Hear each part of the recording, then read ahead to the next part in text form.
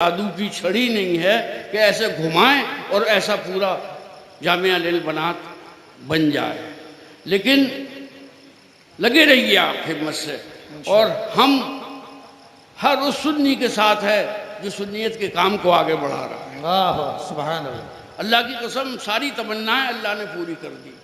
سبحان جس اللہ، جگہ نوکری کرتے تھے وہاں سب سے اونچی پوسٹ سے ریٹائر ہوئے، 43 سال پڑھایا، اللہ چاہنے والے بھائی ملے، عشق کرنے والے اہل سلسلہ ملے، نیک بیوی ملی، نیک اولادیں ملی۔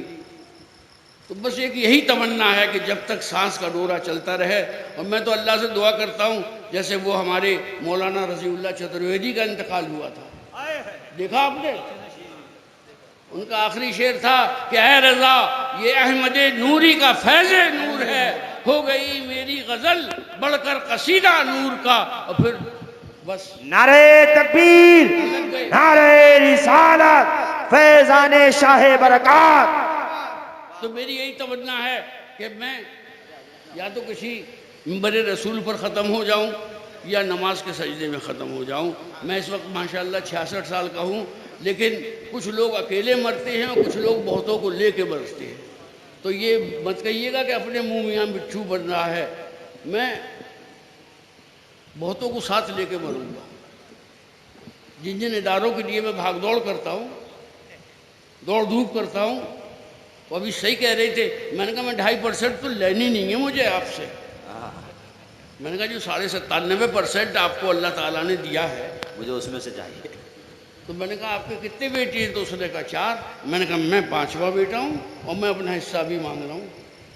ایسے ایسے بھاگ دوڑ کری البرکات کے لیے۔ یہ ہم چاروں بھائیوں کی 24 سال 25 سال کی محنت کا نمونہ ہے۔ تو مولانا فاضل آپ گھبرائیے گا بالکل مت، ہم سب کی پیٹھ پہ پیران پیر، سید الافراد، سلطان البغداد، نافع البلاد، دافع الفساد، ابو محمد وحی الدین عبد القادر جیلانی رضی اللہ عنہ کا دستفاق ہے۔ اللہ یا رسول اللہ جو فرماتے ہیں کہ اگر میرا مرید پورب میں ہو اور میں پچھم میں ہوں اور مجھے وہ وہاں سے پکارے تو میں وہاں جا کے اس کی دستگیری کرتا ہوں۔ میرے والد فرماتے تھے اور پیر پیر ہوتے ہیں اور ہمارا پیر پیر دستگیر ہے۔ 12 سال کی ڈوبی ہوئی کشتی کو نکال لیا، یہ ان کی بہت چھوٹی سی کرامت تھی۔ صحیح بات، دن ہفتہ ان سے پوچھ کے آتا تھا، موسم ان کی اجازت لے کے آتے تھے، بیماریاں ان کی اجازت لے کے آتے تھے۔ اللہ تعالیٰ آپ سب کو بھی بغداد مقدس کی زیارت نصیب آمین کرے۔ اللہم۔ یعنی جیسے آپ گوگے کو گوڑ کھلا کے پوچھے کہ مزہ کیسا تھا تو او او او او کرتا رہے گا بیچارہ، بتا ہی نہیں پائے گا۔ تو بلا تشبیہ بغداد شریف کی حاضری ہو یا عمرہ ہو یا حج ہو، اس کا صرف محسوس ہوتا ہے کہ ہمیں کیسا لگا، ہم زبان سے نہیں بتا سکتے۔ اور اب کی سے تو سرکاروں کا ایسا کرم ہوا کہ ایک سال میں 2 دفعہ حاضری ہوئی، ایک تو 11ویں شریف میں اور ایک 87 پیر بھائیوں کو لے کے گیا تھا، اور آدھے گھنٹے میں 2 دفعہ اپنے مزار پر سرکار نے طلب فرمایا، آدھے گھنٹے۔ سبحان اللہ، تو بھائی ہمت رکھیے، ہم آپ کے ساتھ ہیں، ہم ان میں نہیں ہیں۔